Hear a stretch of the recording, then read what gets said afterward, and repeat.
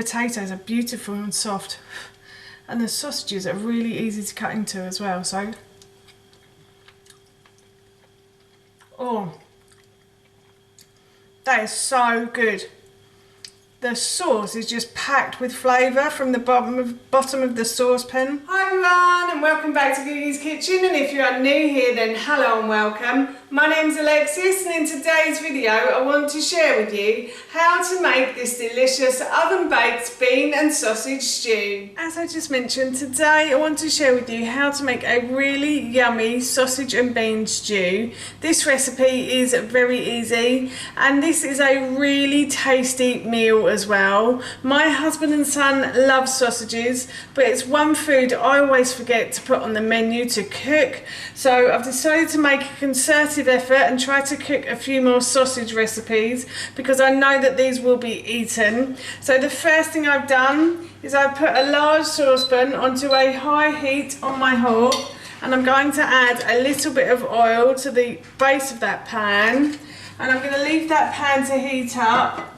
But before I go, I just want to say that if you have enjoyed this video today and you'd like to see more, then please don't forget to hit that subscribe button. And if you did really enjoy this video, then please feel free to give it a big thumbs up. And if you have any questions or any comments, then please feel free to leave those in the comments section below. Everything like that really helps me out, and I would really appreciate it. So yes, as I said, I'm just going to leave this pan to heat up. Pan is getting nice and hot, so what I'm going to do is I'm going to pop the sausages into the base of the frying pan, and I'm going to fry these until they start to go a nice golden brown colour. So I'm just going to pop those in, and I'm just going to continue to fry these now, as I said, until they go a lovely sort of golden brown colour. The sausages have been in the pan for a good 3 minutes.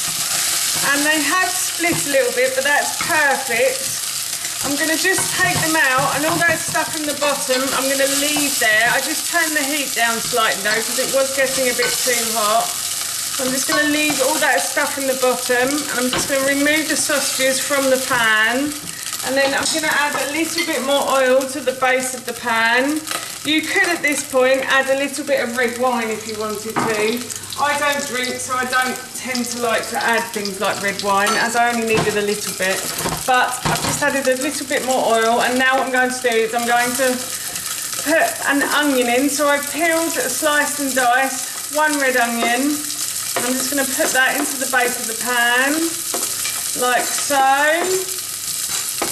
And then I'm going to fry the red onion until it starts to soften. The onion has been in the base of the pan for a good 2 minutes, and it's started to soften beautifully. So now what I'm going to do is I'm going to add in the garlic. So I've got 2 cloves of garlic that I've just simply peeled and sliced.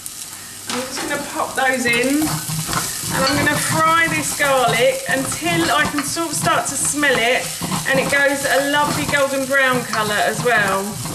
It doesn't normally take long before you can start to smell the garlic in the pan, and hopefully it won't take that long before it goes a nice golden brown colour either. I think it is starting to turn a little bit now, so that took about 30 seconds to a minute, I think. Normally it goes a bit quicker because the heat is high, but as I've had the sausages in the pan, it hasn't turned that quickly this time, but it is starting to go now. So what I'm going to do is I'm going to add in 1 carrot and 1 courgette that I've simply peeled and diced, and I'm just going to pop those into the base of the pan, and I'm going to fry this now until these start to soften as well. This will take a little while, so if you wanted to speed things up, you could add a little bit of water to the base of the pan, and that way, or wine if you wanted to as well, and that way it sort of steam cooks the vegetables as well as actually frying them. So what I'm going to do now is I'm just going to continue to fry these vegetables until they start to soften. The courgette and the carrots has started to soften slightly. So what I'm going to do now is I'm going to add in the stock. So I've got about 750 mils of stock going into the pan. I might actually make it a bit more than that. Probably about 800 mils of stock I've got going in. And then to that I'm going to add some potatoes, sorry. So I've got about 600 grams of potatoes. That's only because this recipe is going to serve 3 people. In the original recipe it's about 800 grams because it will serve 4 people. So I'm going to pop those in. And then what I'm going to do is I am going to turn the heat back up on this, and then I'm going to add a teaspoon or 2 of dried mixed herbs as well.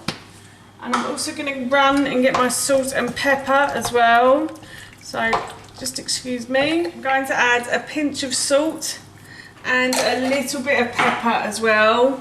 We like salt and pepper in this house, but we don't like too much. And now what I'm going to do is I've turned the heat back up on this, and I'm going to put the lid on and I'm going to bring this to the boil. Pan has come to the boil, so I'm going to turn the heat down and I'm going to leave the potatoes to simmer for a good 10 to 15 minutes until they become nice and soft, like you would find in a stew. And what I'm going to do is I'm going to add some green beans to this as well. So I'll have to bring that to the boil again now, won't I? I'm also going to add in the beans as well. So I cooked off about 200 grams of cannellini beans, and I'm going to pop these into the stew along with the potatoes, and I'm going to leave everything to simmer now for, as I said, about 10 to 15 minutes. The potatoes have been cooking for a good 10 minutes and they are forkful. They are actually falling apart as I put the fork in. So what I'm going to do now is I'm just going to turn the heat off, and I'm going to pop the sausages onto the top of the stew like so. And then I have preheated my oven already today, so I've preheated it to about 160 degrees, and I'm going to pop this into the oven now for about an hour to an hour and a half, and then I will take some out and try it and let you know how it tastes. But as I said, I'm off to put this into the oven. The stew has been in the oven for a good hour and a half, so I'm going to take this out, I'm going to leave it to cool, and then I will try some and let you know how it tastes. But this smells amazing right now. I left this to cool for a little while, for about half an hour, and it's cool enough to eat now, so I thought I'd give it a little try and let you know how it tastes, as I said earlier. So I'm just going to try a little bit of the sausage and some of the potato with a bean maybe. The potatoes are beautiful and soft, and the sausages are really easy to cut into as well. So, oh, that is so good. The sauce is just packed with flavour from the bottom of the saucepan, and the sausages are really lovely and soft. And the potatoes are really like mashy, but like nice mashy. So yes, I am really looking forward to having this for my dinner this evening. That's how you make this delicious bean and sausage stew, and that recipe I will link in the description box below for you. As I mentioned earlier, we're going to be having this for our dinner this evening, and it smells and tastes so good, I can't wait.